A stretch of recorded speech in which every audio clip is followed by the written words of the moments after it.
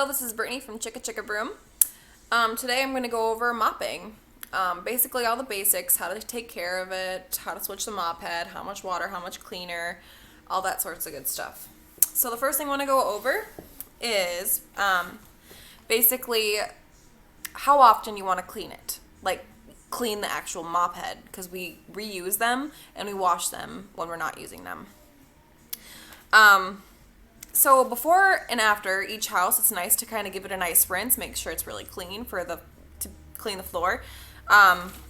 With rinsing, we usually, dunk it in the water until the water runs clear, and then the mop should be good to go. Hot water, you can even use a little bit of soap. And as far as changing the mop head, you want to do that at least once a week, but if it's really bad, you had a really bad house and there's really no going back, you can change the mop head then.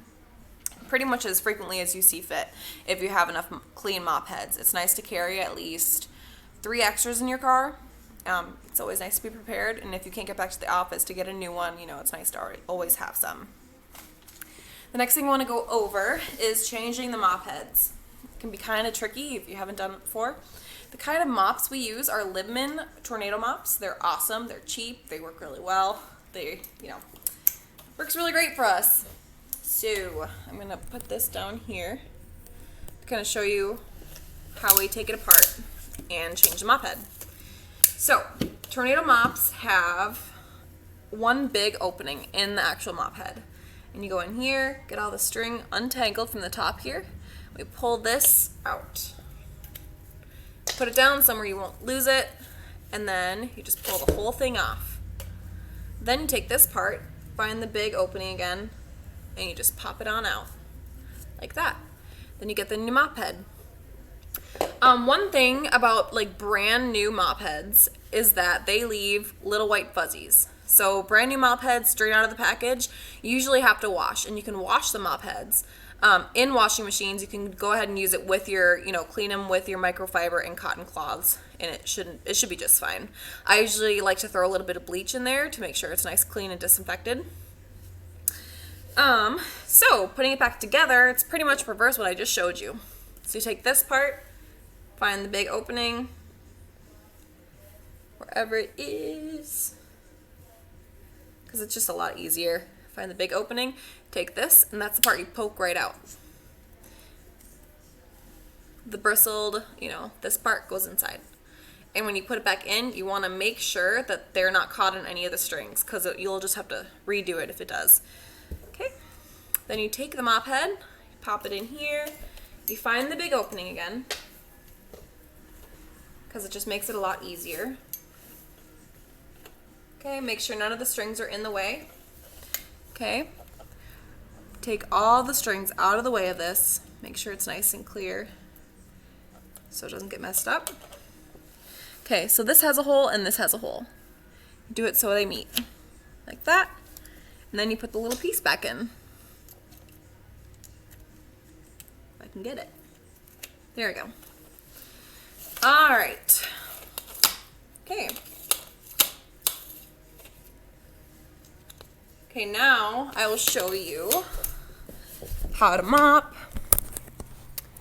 Give you a good view back there. Okay. Alrighty, so when mopping, we like to fill the mop bucket. And remember, before you mop, it's nice to give the mop a nice rinse. Make sure it's clean before you use it. Fill the mop bucket about halfway to 3/4 full of hot water, and then you use... For the floor cleaner, we use Clean and Gleam from Melaleuca, and we have a pre-poked hole, so you just put a little bit in there. Just a little, whoop. It's very concentrated. A little bit goes a long way. All right, so now you dunk it in there. So in order to wring this out, you pull it out, and you pull it as far as you can. And then you turn it clockwise, and it makes this noise. And you wring it out as much as possible. When you mop, we want it to be damp. We do not want the floor to be wet. It damages the floor. It can leave streaks. If you get baseboards, it can damage the baseboards. So just wring it out really well. till there's not a lot of water at all coming off. Okay? And then we flare it out like this. Get this out of the way. So we flare it because it just does a way better job instead of just going like this. You know, doesn't get as much area, just bending this way. There is different types of floors that we clean, like laminate flooring or tiles. You don't really have to go a certain way. You can just kind of go any way you want. With floor, like wood floors, we always go with the grain because it doesn't show any, you know, when it dries it can leave streaks and you don't want streaks going the opposite way. If they go with the grain, the streaks will dry and you won't even see them, if there are any. So just always go with the grain when you're doing wood floors. I think that's pretty much it with mopping. It's pretty self-explanatory. You want to get in corners when you're mopping. You vacuum and you mop pretty much behind everything you can. Unless it's really big and heavy, then you don't move it.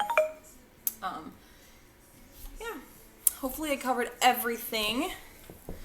Thanks for watching. Bye, guys.